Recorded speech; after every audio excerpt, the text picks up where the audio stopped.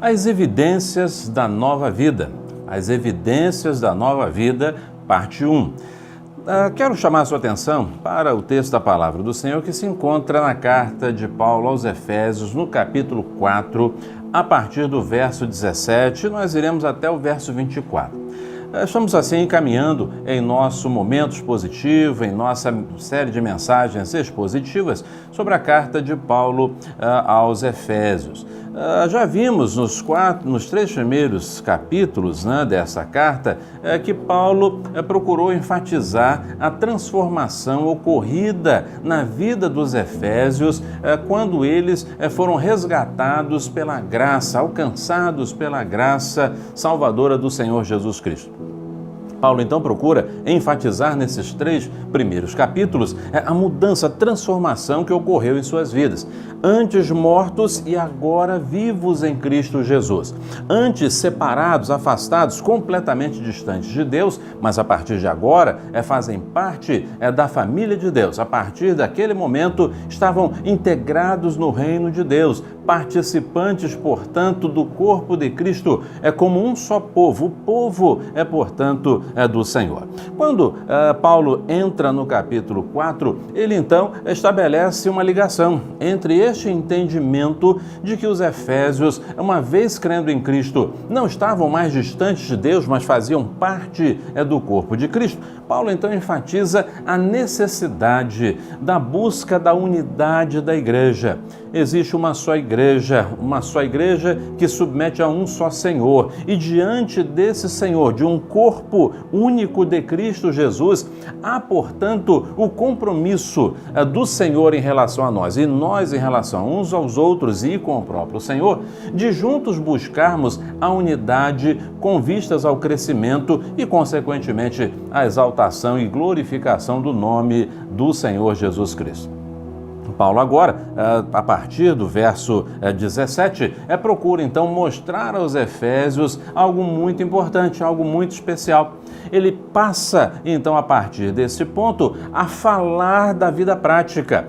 A carta aos Efésios, portanto, ela tem tanto um ensinamento, a primeira parte é um ensinamento teológico doutrinário, e a partir do capítulo 4, Paulo começa a enfatizar a prática da doutrina, a vivência da teologia, a manifestação clara da presença de Jesus em nossa vida, que não pode ficar apenas aqui na cabeça, precisa descer para o coração e tomar conta da nossa vida em todos os aspectos, em tudo aquilo que fazemos, precisamos evidenciar Jesus Cristo como o Senhor de nossa vida. Então, a partir do verso 17, Paulo está trazendo uma orientação prática, e nós vamos analisar essa sessão, é uma longa sessão que começa no verso 17, avança pelos próximos capítulos, e gradativamente nós vamos verificar essas implicações práticas da vida cristã. Então eu quero chamar a sua atenção nessa noite para essa primeira observação, para esse primeiro momento, quando falamos das evidências da nova vida em Cristo Jesus.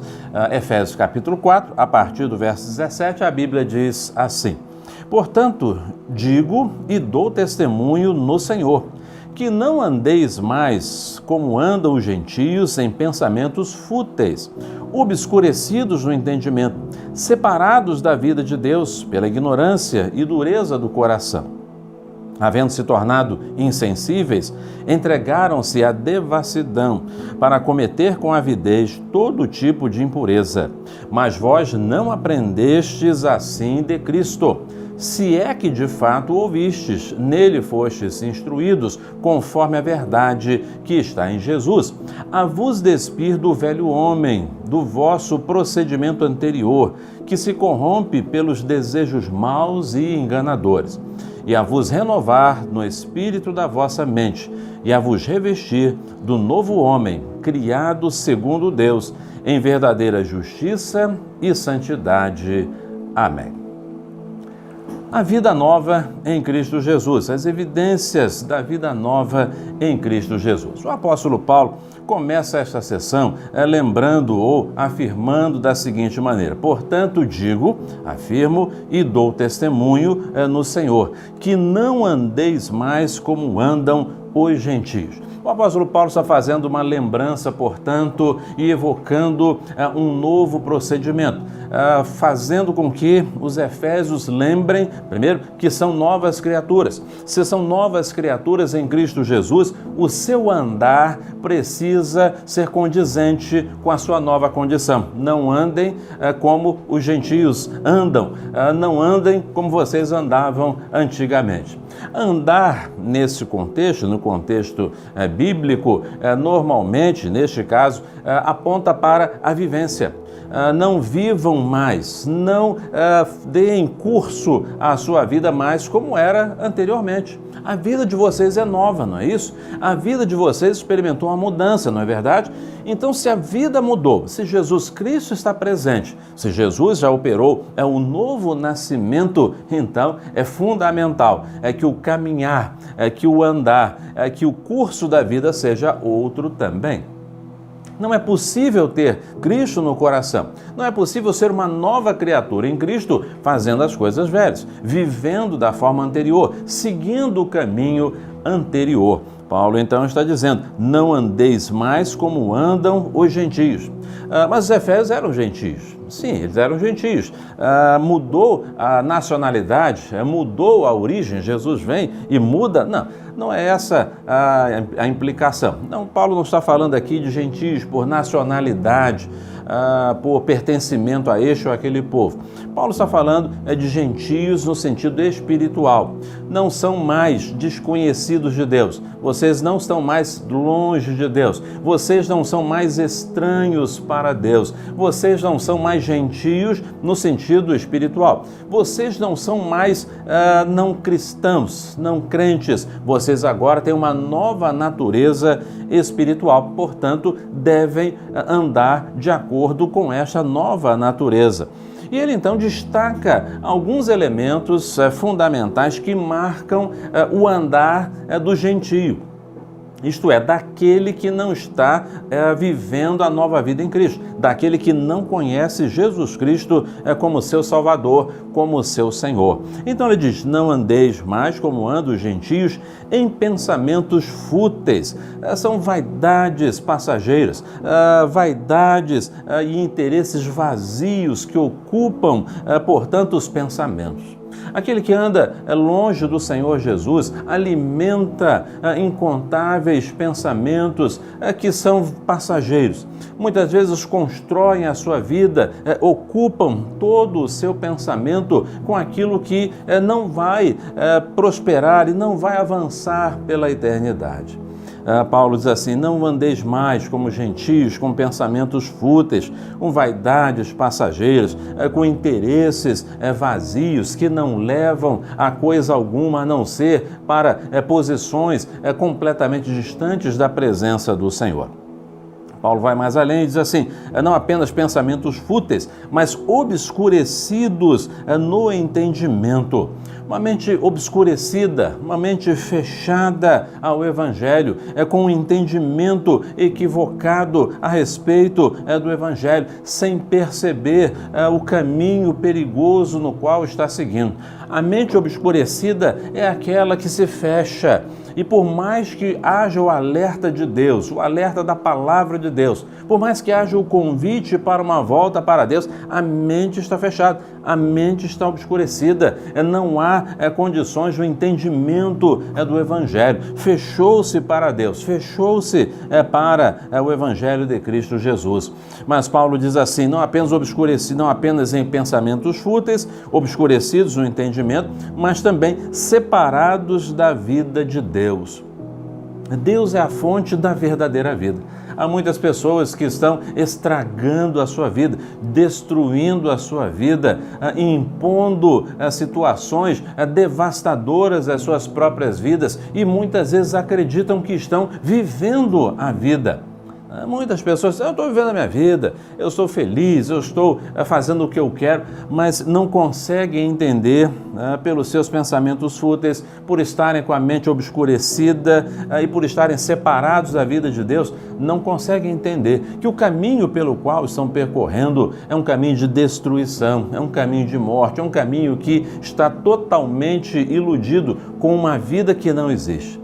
A palavra do Senhor nos diz que, enquanto separados dele, estamos mortos em nossos pecados. Não há vida verdadeira e eterna fora do Senhor. Separados da vida de Deus pela ignorância e dureza do coração. Ignorância e dureza do coração. A ignorância, que Paulo aqui se refere, é o desconhecimento de Deus, é o desconhecimento do Evangelho. São concepções equivocadas a respeito de Deus do Evangelho. Há muitas pessoas que têm uma ideia totalmente equivocada de Deus. Deus como sendo apenas um castigador, Deus como sendo aquele que criou e abandonou a sua criação, a visão de que Deus não está interessado em coisa alguma, a não ser em punir, a não ser em tirar alguma coisa de nós. Muitos têm enfatizado um Deus assim, que está interessado no dinheiro, que está interessado nos bens materiais, num Deus que na verdade não existe ou que não é aquilo que ele representa na sua palavra, enfim, vários pensamentos, ideias equivocadas a respeito do Senhor. A ignorância, o desconhecimento e visões erradas a respeito do Evangelho. Muitas pessoas afirmam que a Bíblia contém coisas que ela não contém. Muitas pessoas afirmam que a Bíblia diz coisas que ela não diz, por uma única razão, porque são ignorantes em relação ao conteúdo da Bíblia, não conhecem o conteúdo do Evangelho, não conhecem o Senhor, não sabem quem é Deus e, portanto, permanecem afastados da presença do Senhor. Mas também o texto fala de dureza, separados da vida de Deus pela ignorância e dureza do coração. Essa expressão dureza do coração, ela aponta para algo que foi se petrificando, algo que foi se endurecendo, algo que foi se tornando endurecido e que formou uma espécie de uma calosidade, uma calcificação, e aquilo ali já não entra mais. A dureza que fecha, que obstrui o entendimento a respeito do Senhor. Mas no verso 19, o apóstolo Paulo diz assim: havendo se tornado insensíveis, é o resultado da ignorância e da dureza de coração. A dureza nos torna insensíveis, pode bater, pode insistir, mas a dureza causa insensibilidade. Pode tocar, pode bater, pode espetar até mesmo, mas não há mais sensibilidade naquela área, não há mais sensibilidade no coração. E aí, em função dessa insensibilidade, o que acontece? Entregaram-se à devassidão. Entregaram-se à devassidão. A devassidão é a asselgeia, e essa asselgeia, na realidade, é todo tipo de pecado. As coisas mais torpes, as coisas mais imundas, as coisas mais impensáveis que o homem passa a cometer quando o seu coração endurece, quando ele se torna insensível, e ele então se dá a todo tipo de devassidão. É por isso que muitas vezes olhamos, vemos situações que a gente para e pensa assim: eu não consigo acreditar como a pessoa está metida nisso. Eu não consigo acreditar, não dá para entender como a pessoa desceu a um nível tão baixo. A sua vida ele já não dá mais, não tem mais importância com o que pensam a respeito dele, com o que dizem, com a sua própria vida e o caminho que está seguindo. É a dureza que leva à insensibilidade e, por consequência, a devassidão, para cometer com avidez, A avidez aqui nesse texto é o desejo incontrolável, é a compulsão, é a necessidade, A necessidade que a devassidão leva a pessoa a cometer tudo aquilo que é ilícito, tudo aquilo que é indevido, seja diante de Deus, seja diante dos homens e de si mesmo. É a avidez em cometer atos ilícitos e cada vez mais profundos, num envolvimento cada vez maior com aquilo que destrói a própria vida e distancia cada vez mais da presença do Senhor, para cometer com avidez todo tipo de impureza. Paulo então está dizendo assim: olha, não andeis dessa forma. não andeis dessa maneira como gentios, como aqueles que estão longe de Deus estão andando. Ele diz assim, não faça isso. E a partir daí o apóstolo Paulo, então, entra numa outra visão, num outro entendimento. Ele chama agora para a responsabilidade da nova vida em Cristo. Não devemos andar como aqueles que não conhecem o Senhor. Não devemos andar como aqueles que estão perdidos neste mundo. Devemos ter um outro procedimento. Não por uma questão de vaidade, não por uma questão de arrogância, não por uma questão de sermos ou tentarmos ser melhores que as demais pessoas e assim vivermos distantes, olhando de cima para baixo. Não. Paulo está apelando a uma vida que seja coerente ao Evangelho. E como vida coerente ao Evangelho possa iluminar, possa fazer diferença, possa apontar caminhos, possa mostrar Cristo Jesus como Senhor e Salvador. Então, Paulo diz assim, mas vós não aprendestes assim de Cristo. Paulo está lembrando, olha, não é dessa maneira que vocês devem viver, porque não é assim que Cristo nos ensina. Não aprendestes de Cristo dessa maneira. Esse aprendizado é o aprendizado da convivência, do andar com Cristo. Não se trata de receber informações a respeito do Evangelho. Não se trata simplesmente de abrir a Bíblia e dizer assim, eu vou ler a Bíblia toda, né? Eu conheço, eu tenho informações do Evangelho, eu conheço coisas. Não. Não é conhecer, não é ter informações a respeito de Cristo, de Jesus, de Deus. Isso aponta para uma vivência, para uma experiência real com Cristo, experiência esta que traz o devido aprendizado sobre Cristo e como Ele age, portanto, em nossa vida. E ele diz assim, mas vós não aprendestes assim de Cristo, se é que de fato, né? Se é que de fato, isto é, se de fato vocês tiveram uma experiência com o Senhor, então a vida precisa ser diferente. O apóstolo Paulo está deixando claro aqui, se realmente vocês tiveram um encontro com o Senhor Jesus, se de fato Cristo habita na vida de vocês, então a vida precisa ser diferente. Precisa haver uma diferença de vida. E ele diz, se é que de fato ouvistes, e ouvir sempre está ligado a obedecer. Não é somente ouvir, eu ouvi, não, é o ouvir que traz o entendimento e que nos leva a um procedimento. Paulo está assim apontando para essa realidade. Se é que de fato ouvistes, nele fostes instruídos, isso é, receberam a instrução do Evangelho, e Paulo o fez até agora, mostrando como é a vida nova em Cristo Jesus, a presença do Senhor, o tornar-se membro da família de Deus, conforme a verdade que está em Jesus. Paulo, portanto, está canalizando toda a nossa vida para o exemplo maior, que é o exemplo de Jesus Cristo. Isso implica, portanto, em dizer que a nossa vida, a nossa caminhada precisa ser coerente com o Evangelho. E o Evangelho fala de transformação. Assim que se alguém está em Cristo, é nova criatura. As coisas velhas já passaram, eis que tudo se fez novo. Por isso, os efésios não poderiam mais viver como gentios nos seus pecados e no seu afastamento de Deus, mas ao contrário, precisam evidenciar uma nova vida que eles passam a ter em Cristo Jesus, o Senhor. E Paulo avança. No verso 22 ele diz assim, a vos despir do velho homem,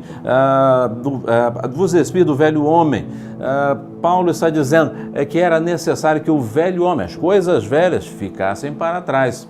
É como se fosse tirar a roupa, né? Uma roupa velha, suja, surrada, marcada pelas coisas antigas, tirar aquela roupa velha e colocar novas roupas. É a cena tão bonita, tão especial, quando o filho pródigo retorna para a sua casa. O pai olha o estado de seu filho, todo rasgado, todo sujo, todo esfarrapado, e o pai então diz assim, não é possível que isso continue. E a primeira coisa que ele faz é pedir que tragam roupas novas, que traga sandálias para aquele moço calçar os pés, para que a sua aparência seja outra, não mais aquela toda rasgada, mas com roupas novas. O que o apóstolo Paulo está dizendo é vestirem essas roupas velhas. Essas roupas velhas não podem, de maneira nenhuma, permanecer com vocês. Vocês precisam se despir do velho homem, do vosso procedimento anterior. Mais uma vez, Paulo está lembrando o antes e o agora. O antes sem Cristo e o agora com Cristo. O antes é morto e afastado de Deus e o agora na presença do Senhor. Paulo, mais uma vez, está mostrando a necessidade de olharmos a nossa vida e percebermos onde está o ponto de mudança, onde está o ponto de transformação de nossa vida, a partir de que momento a nossa vida se tornou nova pela presença do Senhor em nossa vida e em nosso coração, a vos despir do velho homem, do vosso procedimento anterior, que se corrompe pelos desejos maus, desejos prejudiciais, desejos que causam sérios danos e dificuldades para a nossa vida, desejos maus e enganadores, ilusões. Há caminhos que ao homem parecem ser bons, mas o final é a morte, caminhos, desejos enganadores. E então o apóstolo Paulo fecha esta sessão fazendo então duas conclamações, pontuando de uma maneira muito intensa duas situações que marcam, portanto, a realidade da nossa transformação em Cristo Jesus. Quando Cristo chega, a transformação acontece. E ele diz no verso 23, e a vos renovar no espírito da vossa mente. A salvação, meu querido, passa pela mente, né? A mente é o centro do nosso pensamento, do nosso entendimento, da nossa crença, da nossa razão, das nossas ações. O Evangelho não é apenas emoção. Há muitas pessoas acreditando que o Evangelho é emoção. Eu sinto ou deixo de sentir. Eu tive esta sensação ou aquela sensação. Evangelho também não significa ausência de emoção, mas não são as emoções que regem a vida daquele que é uma nova criatura em Cristo. O que rege a vida da nova criatura em Cristo é uma mente transformada por Cristo. Não é uma mente não é uma nova vida que é guiado pela emoção. Eu senti que devo fazer isso, eu senti que devo fazer aquilo, lá no meu coração alguma coisa está me dizendo. Não é nesse sentido, não é assim. A vida cristã é regida por uma mente transformada pelo Senhor, mente guiada, dirigida pelo Senhor, que faz opções, que tem decisão, que sabe para onde ir, que sabe ser coerente e que sabe perfeitamente caminhar pelas Escrituras. E com o entendimento da palavra do Senhor e com o esclarecimento do Espírito Santo, nos faz então viver de uma forma digna do Evangelho, de uma forma que seja coerente com o Evangelho, a vos renovar no espírito da vossa mente. O cristão constantemente, com o uso da razão, com a palavra, baseado na palavra do Senhor, ele vai sendo renovado pelo Espírito de Deus, entendendo cada vez melhor o plano e a vontade de Deus para a sua vida. Mas também no verso 24, e a vos revestir do novo homem, a vos revestir do novo homem criado segundo Deus. Cada vez mais, quanto mais nos aproximamos do Senhor, mais revestidos estaremos, mais envolvidos estaremos, mais mergulhados estaremos no caráter de Deus, nos propósitos de Deus, no desejo de Deus, na nova vida em Cristo. As pessoas vão poder olhar para nós e mesmo sem palavras, elas poderão dizer, aquela é uma nova criatura, aquela é uma pessoa diferente. Há algo diferente nesta pessoa e só pode ser a presença do Senhor, revestir do novo homem, que é criado por Deus em verdadeira justiça e santidade. Quando Paulo fala que somos criados em Deus em verdadeira justiça, Paulo está lembrando o nosso compromisso moral com o nosso próximo. A justiça, neste sentido, é a justiça com que vivemos com aqueles que são ao nosso redor. Vivemos de uma forma equilibrada, justa, correta, de uma forma que honra a Cristo Jesus, sem defraudar, sem sermos desonestos, sendo íntegros diante do nosso próximo. Mas também, criados em Deus, segundo Deus, em verdadeira santidade ou retidão, dependendo da tradução que você utilizar, em santidade ou retidão. E esta santidade diz respeito ao nosso compromisso moral com o Senhor Deus, de uma vida santa, de uma vida correta, de uma vida que viva de fato a verdade do Evangelho de Cristo Jesus. Pastor Dami Ferreira, alguém que, um servo de Deus que eu muito prezo, há muitos anos atrás ele escreveu um pequeno folheto, e nesse folheto ele conta a história de um porquinho, que foi criado como um pet comum que nós temos em casa. Hoje em dia isso já é bastante comum, mas há muitos anos atrás, há várias décadas atrás, quando o pastor Dami escreveu esse folheto, nem se pensava em criar um porquinho como se fosse um gatinho, como se fosse um cachorrinho em nossa casa. Pois bem, aquelas crianças então viram aquele porquinho tão bonitinho, e levaram para dentro de casa, criando como se fosse um cachorrinho, um gatinho em casa. Davam banho, colocavam talco, fitinha, tudo bonitinho ali, e o porquinho andava pela casa, era uma gracinha. Mas a porta estava sempre fechada. Mas um dia, aquelas crianças não tiveram o cuidado devido. Deixaram a fresta da porta aberta e cadê o porquinho? O porquinho sumiu. Eles procuraram pela casa, debaixo dos móveis, em todos os lugares e resolveram procurar também no jardim, não encontraram o porquinho, aumentaram o raio da busca e foram chegar até o chiqueiro. E lá estava o porquinho, com talco, com fita e tudo, dentro daquele chiqueiro, se refastelando, feliz da vida, porque tinha encontrado o seu habitat. Querido, o pastor Dami Ferreira aplicava esta história da seguinte maneira: muitas vezes colocamos talco e laço de fita no porquinho, mas ele não deixa de ser um porquinho. E se ele encontrar um lamaçal, ele vai se sentir feliz naquele lamaçal. A aplicação final é neste sentido. Cristo não apenas coloca laço de fita ou talco cheiroso em nós, ele muda a nossa natureza. Não andamos mais como aqueles que não conhecem ao Senhor, mas temos uma nova forma de vida. Não fazemos mais aquilo que caracterizava a nossa vida longe de Deus. A partir de agora, a nossa vida é outra, é diferente e precisa revelar, expressar a presença do Senhor Jesus na vida e no coração.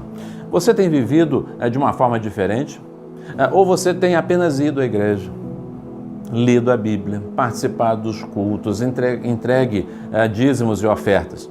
Isso não é evidência de mudança, isso não é evidência de presença de Jesus no coração. A evidência da presença de Jesus na vida e no coração é quando esta presença se traduz no dia a dia, na vida, nos atos, nas palavras, na forma de ser, no caráter mudado e transformado pelo Senhor Jesus Cristo. Se alguém está em Cristo, é uma nova criatura. Não andeis mais como andam os gentios.